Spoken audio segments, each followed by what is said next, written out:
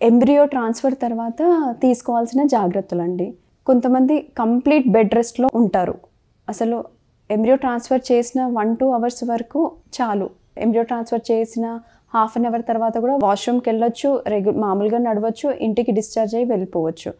ఇంటికెళ్ళాక కూడా మీరు మీ routine activities చేసుకోవచ్చు. మీరు ఒకవేళ వర్కింగ్ వుమెన్ అయితే మీ నెక్స్ట్ డే నుంచి మీ వర్క్ కూడా జాయిన్ అయిపోవచ్చు. ఇందులో ఏమి బెడ్ రెస్టే తీసుకోవాలి, బెడ్‌కే అతుక్కొని ఉండాలి అనేది ఏం లేదండి. అలా ఉంటేనే ఇంకా ఎక్కువ సమస్యలు. ఎందుకంటే ఎంబ్రియో ట్రాన్స్ఫర్ చేసిన వాళ్ళకి ఈస్ట్రోజన్ అనే హార్మోన్ కూడా పెడతాము. దానివల్ల బ్లడ్ క్లాటింగ్ అయ్యే ఛాన్సెస్ ఎక్కువగా ఉంటాయి. మీరు కదలకుండా అలానే బెడ్ మీద ఉంటే బ్లడ్ క్లాటింగ్ ఛాన్సెస్ ఎక్కువగా ఉంటాయి. బ్లడ్ సర్క్యులేషన్ జరగదు. దానివల్ల ఇంకా సీరియస్ ప్రాబ్లమ్స్ వస్తాయి. సో బేబీని పెట్టాక అంటే ఎంబ్రియో ట్రాన్స్ఫర్ అయ్యాక కంప్లీట్ బెడ్ రెస్ట్ అనేది అవసరం లేదు. జస్ట్ చేసిన ఆ 1-2 అవర్స్ వరకు మీకు హాస్పిటల్‌లో ఉన్నంతసేపు రెస్ట్‌లో ఉంటే సరిపోతుంది. ఇంటికెళ్ళాక మీ రెగ్యులర్ యాక్టివిటీస్ మీరు చేసుకోవచ్చు.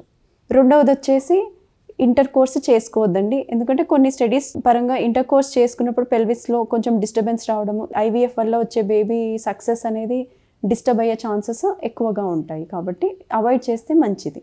మూడవదొచ్చేసి స్ట్రెన్యూయస్ యాక్టివిటీస్ అండి. వెయిట్ లిఫ్ట్ చేయడము కానీ, ఎక్కువగా ఎక్సర్సైజ్ ముందు అలవాటున్న వాళ్ళైనా సరే పెల్విస్, లోవర్ అబ్డామన్ మీద ఎక్కువ వెయిట్ బేరింగ్ ఎక్సర్సైజెస్, స్క్వాట్స్ ఇలాంటివి అవాయిడ్ చేయండి.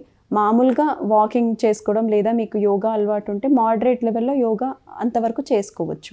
సో నాలుగవదొచ్చేసి ఒకవేళ మీరు వర్కింగ్ వుమెన్ కాకపోయినా ఇంట్లోనే ఉన్నా మీ రొటీన్ హౌస్ హోల్డ్ వర్క్స్ అన్నీ చేసుకోవచ్చు. And me hobbies like gardening కానీ, కుకింగ్ కానీ ఏదైనా మీకు నచ్చినది చేసుకోండి. మీకు నచ్చిన వాళ్ళతో, మీ ఫ్రెండ్స్‌తో, ఫ్యామిలీతో టైం స్పెండ్ చేయండి. సో దట్ మీరు డీస్ట్రెస్ అవుతారు. అంటే స్ట్రెస్ తక్కువ ఉంటుంది కాబట్టి ఈ పెట్టిన బేబీ ఇంప్లాంట్ అయ్యి సక్సెస్ అయ్యే ఛాన్సెస్ ఎక్కువగా ఉంటుంది.